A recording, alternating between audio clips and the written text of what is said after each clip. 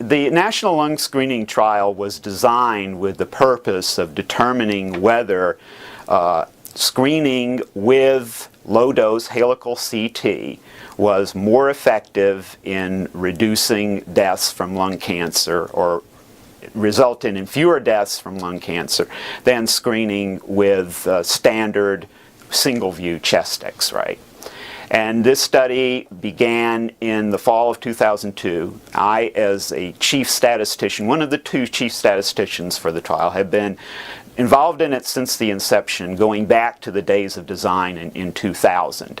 The chief result of this trial, and the one for which the study was designed and powered, statistically powered as it were, is that there is a 20% reduction in lung cancer mortality in the helical CT arm relative to the chest X-ray arm.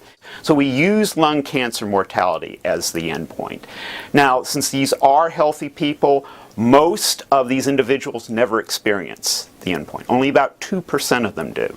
So that means in order to get enough individuals having the endpoint, we need a big study. We're also looking for a rather modest reduction in lung cancer mortality, about 20%. So this combination of a rather rare event with a rather modest reduction in mortality means that we need a big study, and in fact it was in the vicinity of 50,000 participants.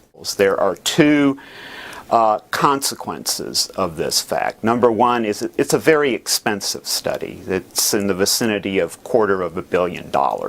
Number two, it's an extremely complex study to coordinate. It requires multiple centers, and to ensure or to enhance the representativeness of the results, we conducted it throughout the country. So we needed the